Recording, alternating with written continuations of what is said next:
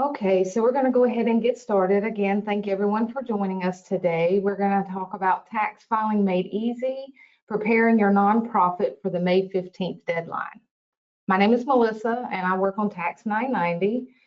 And today we're going to talk about your requirements for filing. But before we begin, we have a few things to go over. This presentation will be recorded and available at tax990.com after the webinar. If you have any questions during the presentation, please add them to the chat and we will address them at the end. Please note that we are not tax advisors. We will not be giving specific tax advice. If you have specific questions, please reach out to us at support@tax990.com. Today's agenda will be talking about the 990 series forms, the document gathering, and the common errors found when filing the 990 forms. So let's go ahead and get started.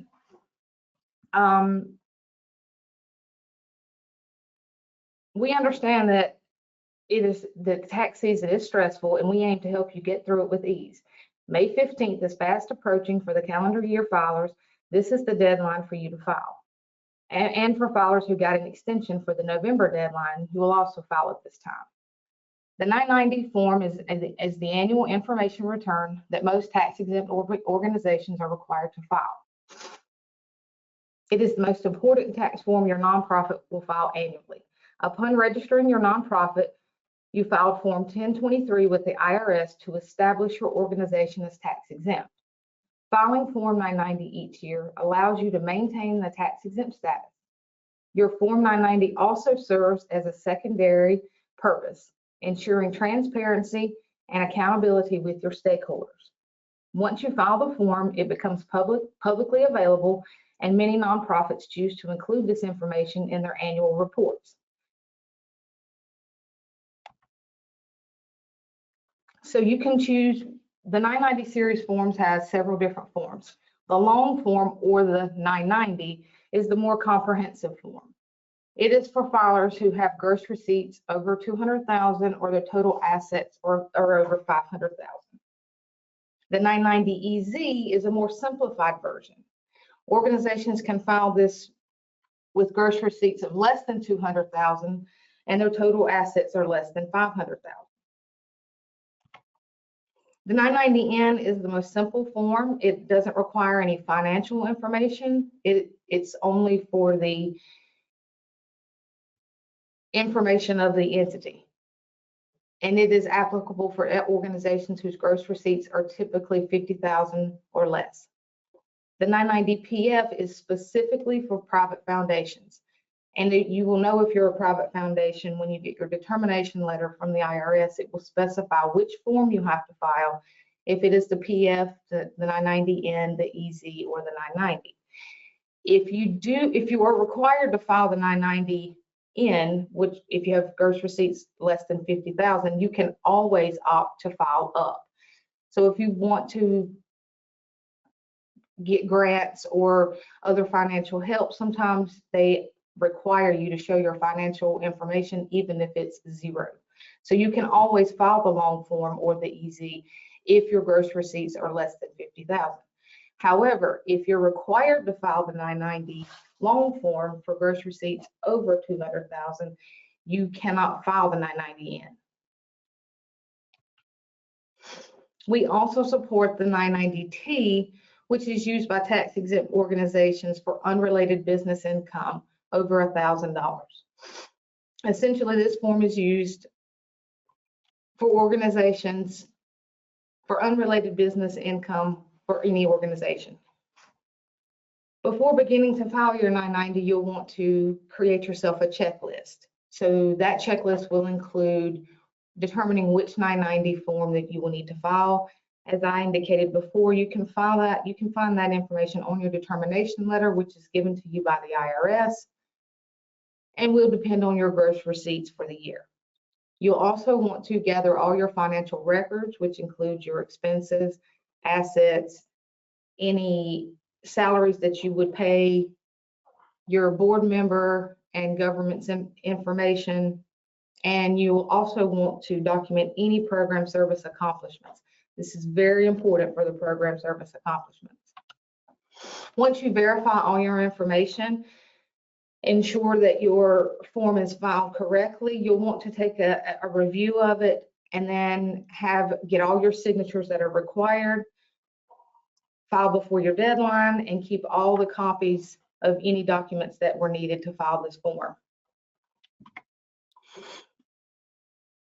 Some common errors in filing the 990 form include filing the incorrect form. So if you file the 990 in, but we're supposed to file the 990 because of your gross receipts, that could come back as an error or a rejected form. Missing or incomplete financial information or incorrect reporting of gross receipts. That's why the keeping of financial record data is so important. Another common thing that we find with organizations is they file with the incorrect EIN or organization name. This also can be found on your determination letter given to you from the IRS or on the IRS website, irs.gov. Knowing your fiscal year or if you file on a fiscal or calendar year is very important. This information, again, is also on your determination letter. Keep consistent records. Note of your 990 filing deadlines. Consult a tax professional if needed.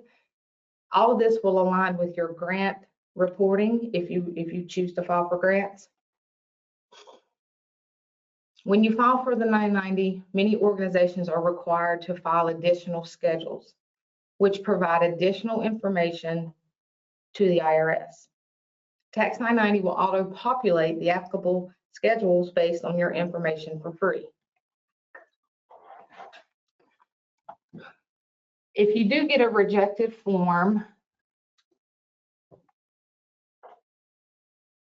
after your deadline, or you don't file on time, your organization may accrue daily fines or fees due to this.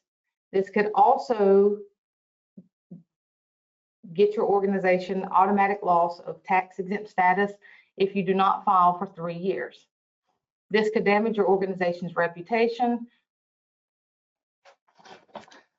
At Tax 990, we are dedicated to helping you stay compliant with filing your 990 form. We have an internal audit that runs not to automatically give you a pass to say that your form is correct, but it will run the audit against the IRS guidelines. So if you didn't fill a field out, if you forgot to put a certain answer in check one box, our internal audit will run and let you know that before you send it to the IRS to cut down on your rejections. You can also keep all of your records in one place. So in your 990 account, you will be able to keep all of your forms. So any form that you have ever filed will stay in one account. We do offer free amended returns, and your schedules are automatically included. You can download your PDF at any time. Once your form is paid for, the watermark will disappear. We will give you automatic updates as you go through the form. So if your form is in progress, it'll tell you it's in progress. Once it's transmitted, we'll give you an update. When your form has been accepted or rejected, we will also reach out to you, letting you know the status and if you need to move forward. We have the copy data option. So even if you don't file with Tax 990, we can still pull your information in certain areas from the IRS database to help cut down on some of the time that you have to spend filling this form out.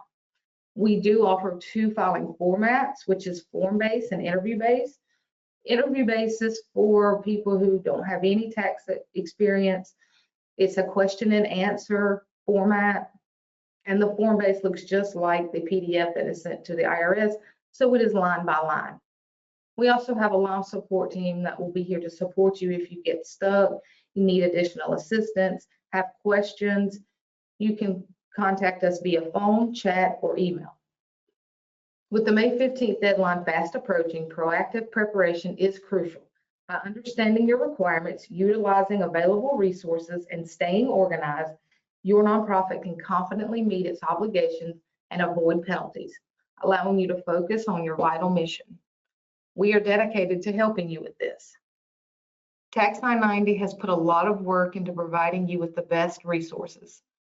You can review our knowledge base to get quick answers to common questions related to the filing process, form information, or filing requirements. You can also check out our YouTube channel and blog for helpful step-by-step guides and instructions. To file with Tax 990, simply visit our website at tax990.com. You can view our knowledge base, sign up for a free account, or just reach out to us and we can help you get started. Okay, so we're gonna try to take a few questions. Okay, so we have a question of, can you change the fiscal year to a calendar year?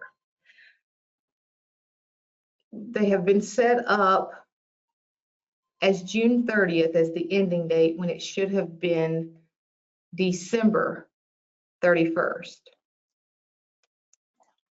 If you have filed with Tax 990 and the form has not been transmitted, yes, you can update that information. If the form has already been transmitted and the information is incorrect in the IRS database, you'll need to contact the IRS to find out what's in their database and how you can update it. If it's in the IRS database as December 30th, then yes, we can get that changed. You can file an amendment to change that. Okay, the next question is, this is the first year for us to file the Form 990. We just used to do the postcard. Are there any special things we need or additional forms? Okay, so to file the 990 loan form, you would simply, if you file Tax 990, you would log into your account, choose the loan form 990, and begin filing. If there are any applicable schedules or anything that need to go along with the 990, they will be auto-generated for you inside of your account. Let's move on to, do you file a 990T in conjunction with a 990EZ or N? The 990T is for unrelated business income. So yes, you can file it with your 990 form, but it's also can be a separate form that you file by itself. Okay, can you assist us in closing a nonprofit in Texas and opening in New York State? Okay, so we cannot assist you with closing or opening your nonprofit. We can assist you with filing any of the applicable 990 forms that you may need. You can also visit our website, tax990.com, and it will give you specific state information in our knowledge base. If you click on the state form, the state tab, you'll be able to find the information for Texas and New York State. Can you tell us how much it will cost to file a 990 form?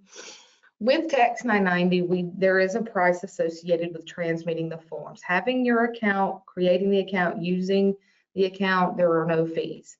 Once you have completed your form and are ready to transmit, there will be a cost, and it is per form. If you will visit our website and click on the pricing tab at tax990.com, it'll give you a breakdown of the pricing. We also have tiered pricing, which includes for non-tax professionals and tax professionals. And if you would like to buy credits, credits are on a tiered pricing. So if you know you're going to be filing 5 or more forms, there will be a bit of a discount there. Okay, and the last one I see is, what do I do if my form is rejected? With Tax 990, if your form is rejected, we will send you a notification letting you know first that the form has been rejected. You can log in your account to see the rejection notice. It'll give you a reason why. The most common one we see is the tax period. So if you put in the wrong tax period, you will be able to go in, update this information or any information that it asks, and retransmit that form for free. If you have questions about your rejection, don't understand it, not sure how to fix it, you can always reach out to our support team, who is happy to help you, assist you with getting that form sent to the IRS.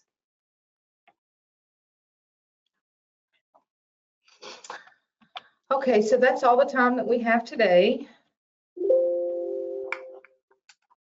Again, we have a live support team. We're here and ready to assist you if you need help with your 990 forms. Please don't hesitate to reach out to us at 704-839-2321 or send our support team an email. It's support@tax990.com. We thank you very much for joining us.